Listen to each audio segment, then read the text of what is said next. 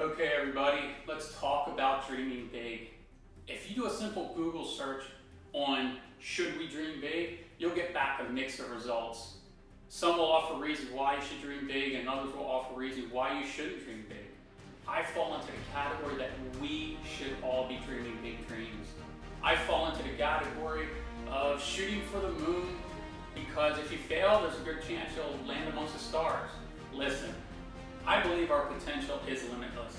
Yes, there are disabilities that may prevent some individuals from achieving certain things, but if you do not have physical or mental disabilities that prevent you from achieving certain skills, why try and define your limits? Are you simply trying to insert roadblocks just to protect yourself from failure? Ellen Johnson Sirleaf was the president of Liberia from 2006 to 2018 and was the first woman elected head of state of an African nation and winner of the 2011 Nobel Peace Prize for her efforts in advancing women's rights. She once said, "The size of your dreams must always exceed your current capacity to achieve them. If your dreams do not scare you, they're not big enough." These are powerful words from a woman who was exiled from the country that she would later serve as president. Think about that for a second. She was exiled from a country, never knowing if she could ever go back. Yet she still dreamt of serving the people as president. That's a big dream, and I'm sure that many people looked at her like she was crazy for having a dream that big. I'm sure many people told her it could never happen. But she pressed on, she kept with her big dreams, even though her pursuit of her dreams meant potential death. I firmly believe that people that try to persuade you to lower your bar or set smaller goals are people that have either made an effort at a big goal and failed, or they never took a first step to achieve their goal. They may believe they're trying to protect you or save you from suffering from failure, and yet you're going to fail in your attempt to achieve your goal. But failure is not fatal. It's not the end. In fact, if you look at failure for what it is, a learning opportunity, you'll be better for pushing through failures. Let's say you have a massive goal and you break down the path to your goal into 20 steps. Maybe you fail to achieve step 12. So what? Try it again. Take a step back, figure out why you failed, then try again. And if you fail, try again. If you fail, try again. Repeat that process until you get to step 13. In the end, you may become a better person from your efforts in getting through step 12 than you did in your efforts in getting through steps 1 through 11. But unfortunately, people quit too soon. They fail and they think it's the end. They fail and believe they will never be able to get to their goal. And then they spread the belief that we have limits and that you should save yourself time and pain and simply lower the bar. Les Brown is one of the world's most renowned motivational speakers and has addressed people all over the world. He's well known for motivating people to see beyond their limitations and achieve greatness. He himself had to battle the label his elementary school gave him back in the 5th grade when they classified him as mentally retarded.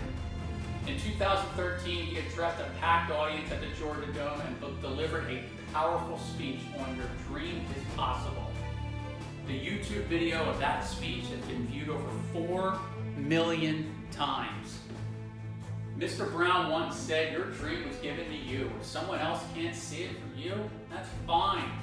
It was given to you and not them. It's your dream. Hold it, nourish it, cultivate it." You don't need people to accept your goal, but you will need help along the way. You will need others to help break down barriers, give you advice, or simply lend an ear to your thoughts. And trust me, there are plenty of people out there that are willing to listen and willing to help. There are plenty of people who understand how setting big goals and your pursuit of them can lead to great things for you and others. Now, once you have your dream, you have to remember one incredibly important piece. You have to work. Colin Powell is a retired 4-star general in the United States Army and was the 65th United States Secretary of State and was the first African American to ever serve in that position. He once said, "A dream doesn't become a reality through magic. It takes sweat, determination, and hard work." It's so easy to sit on the couch or on the beach or lay in bed and dream big. It's easy. You're in a comfortable position. But if you want to reach that goal, You have to work for it. You have to struggle for it. Sometimes the path will be easy, other times the path will be hard. If that goal is important enough to you, it shouldn't matter if the path is smooth or it's bumpy. You won't care. But again, nothing great is ever achieved without hard work. There are no shortcuts, and this, my friends, is where I think most fail. They see a long list of items in front of them, they see a lot of work, and they stop. They give up on their pursuit of that dream. If it's important enough to you, don't think of the thousands of steps you need to take. Take the first step, then the next one, then the next. Keep going and simply focus on one step at a time.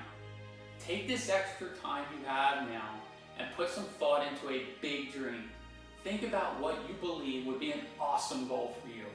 Then begin to map out the steps you believe you will need to take. Ask others what they feel you may be missing and work to fill in some gaps. Yeah, you'll be adding to that list over time, but simply start with that list now. You have the time, so get moving and continue to nurture your own culture of excellence.